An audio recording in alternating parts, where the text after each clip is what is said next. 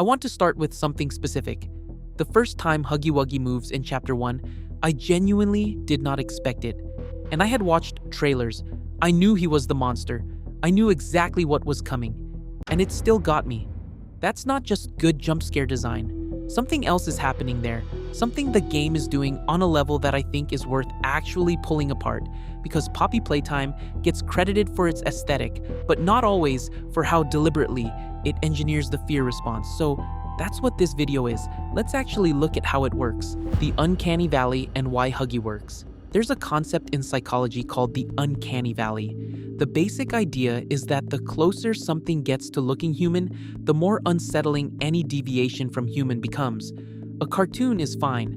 A realistic humanoid robot with slightly wrong eyes makes your skin crawl. The valley is that space in between, where something is close enough to feel familiar, but wrong enough to feel deeply off. Huggy Wuggy lives right in the middle of that valley, and I think he was designed to. He has a face, a recognizable face with eyes and a mouth and a general arrangement that reads as friendly. He's blue and fluffy and his arms are meant to hug you. He looks like something you'd see on a shelf at a toy store and not think twice about. And then he opens his mouth and there are teeth inside that are not toy teeth, and suddenly the entire framing collapses. The friendliness doesn't go away. It becomes the threat. Because now you know the thing that looked safe wasn't safe at all, and you can't look at the friendly version the same way again. What I find interesting is that this works better with toys than it would with almost any other category of object. We learn from very early childhood that toys are safe, soft, colorful, made for us. The psychological association between toy and comfort is deep.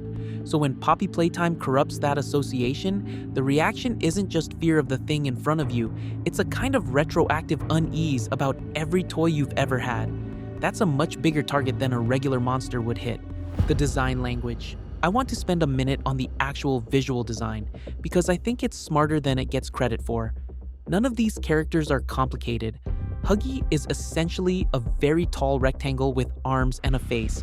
Mommy Longlegs is a pink doll with limbs that stretch. Catnap is a cat with gas. The designs are simple in a way that feels intentional because simple shapes are easier to process, and easier to process means the wrong detail hits harder. The eyes are doing a lot of work across all of them. Big, expressive eyes that should communicate warmth, but there's nothing behind them. Or there's too much. Catnap's eyes in particular, when you actually look at them, have this quality where they seem aware in a way that doesn't match the rest of the design, like something is using the face rather than inhabiting it. I don't know if that's intentional or if I've just spent too long looking at this game, but it gets to me every time. Mommy Longlegs is the most interesting design to me personally, because she's the one that breaks physical logic most aggressively. When her limbs stretch to impossible lengths, there's no mechanical explanation for it. It just happens, and something about watching a body move, in ways a body categorically cannot move, triggers a very specific kind of wrongness. Your brain is constantly running predictions about how things will move, and Mommy Longlegs violates those predictions every time she's on screen. That constant prediction failure is exhausting in the best possible way. How the gameplay makes it worse. Here's something I think gets overlooked in conversations about why this game is scary. It's a first-person puzzle game. You're not watching someone else run from Huggy Wuggy. You are running from Huggy Wuggy in the sense that your hands are on the controls, and your choices determine whether you survive. That's a fundamentally different relationship to the threat than watching a cutscene or playing a character in third person. The grab pack mechanic is part of this. You're not armed. You have a tool that lets you interact with the environment, and you're using that tool to solve the problems the monsters create. There's no distance, no safety, just you and whatever is in the room and whatever you can figure out in time. Compare that to something like Resident Evil, where the monsters are genuinely terrifying, but you have a shotgun and a dodge roll. The design philosophy is different. Resident Evil makes you feel like a survivor. Poppy Playtime makes you feel like a trespasser. I also think the pacing is doing something specific. The game doesn't throw monsters at you constantly. There are long stretches of exploration and puzzle solving where nothing is actively hunting you. And those sections are, in my opinion, scarier than the chase sequences, because the chase sequences at least give you something to do. The quiet sections give you time to think about what's in the building with you, And that's where the imagination fills in things worse than anything the game would actually show you. The sound design. I want to be honest. The sound design in this game bothered me more than the visuals did. Specifically, the silence. There are moments in every chapter where the ambient sound just stops, and you're left in this dead quiet that tells you something is about to happen without telling you what. Your brain starts pattern matching against everything it knows about the game up to that point, and the anticipation it generates is usually worse than whatever actually shows up. The voices are a separate conversation. Mommy Longlegs is voiced by Elsie Lovelock, and there's something in the performance that I think is genuinely unsettling beyond just, it sounds creepy. She sounds maternal, warm even, and that warmth is deployed against you constantly. She's friendly until she isn't, and the transition between those two states is never where you expect it. The voice doesn't match the threat, and that mismatch is more disorienting than a conventionally menacing voice would be. Five Nights at Freddy's did something similar with its aesthetic, the Chuck E. Cheese veneer over something deeply wrong, but I'd argue Poppy Playtime leans harder into the vocal performance as a specific tool for that effect. The ambient sounds during chase sequences are also worth mentioning. Not the music, which is good, but the sounds of the monsters themselves. Huggy Wuggy makes very little noise during his chase in Chapter 1, which means you're mostly reacting to visual cues and the sound of your own movement. That's a choice. A monster that screams while chasing you is scary in the moment but easier to locate and easier to process. A monster that moves in near silence through a dark factory is a different kind of problem. The lore is doing most of the heavy lifting. This is the part I feel most strongly about, and I want to make the case for it clearly. The monsters in Poppy Playtime are scary in isolation, but they're genuinely disturbing once you know what they are. Because they're not random creatures, they're people. They were children, mostly, who were brought to Playcare under the Bigger Bodies initiative, surgically transformed into giant toys, conditioned to forget who they had been, and then put to work in a factory they could never leave. Huggy Wuggy is Experiment 1170.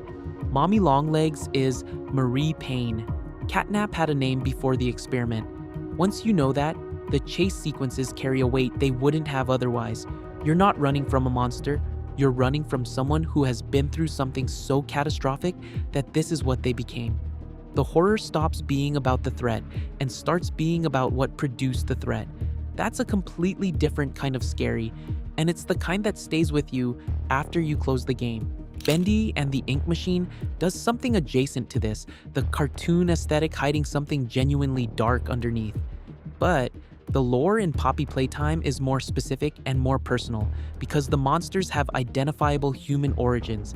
You can trace each of them back to a decision someone made and a person who got hurt by it. That traceability is what makes the world feel real rather than just atmospheric. What the comparisons reveal. I mentioned FNAF and Bendy already, but I want to sit with the comparison for a second because I think it's clarifying. Five Nights at Freddy's generates fear through surveillance and helplessness. You're stationary, you're watching, the monsters are coming, and your only options are to delay or fail. The horror is about inevitability and the limits of your control. Poppy Playtime is the opposite of that. You're mobile, you're solving problems. The horror is that the environment is hostile and you have to move through it anyway. Different mechanism, different feeling. Resident Evil is probably the fairest comparison mechanically, but the tonal difference is stark. Resident Evil's monsters are biological, clinical, grounded in a kind of science fiction horror that makes them feel like natural disasters. Poppy Playtime's monsters feel like mistakes. Someone made them, someone made bad decisions, and the monsters are the result of those decisions still walking around. That moral dimension is something Resident Evil rarely touches with the same directness. I think what Poppy Playtime does well, better than most horror games in its category, is make the monsters feel like they belong to a world rather than just a game. The factory has a history, the experiments have identities, the company that built all of it had people making decisions with real consequences, and those consequences are what you're navigating every time you pick up the grab pack. The uncanny valley, the visual design, the sound, the first-person perspective, all of that is doing something. But I'd argue the most important element is that the monsters were people, and the game trusts you to find that out slowly, and lets that knowledge change how you see everything you already thought you understood. That's not a jump scare, that's dread, and dread in my experience, lasts a lot longer.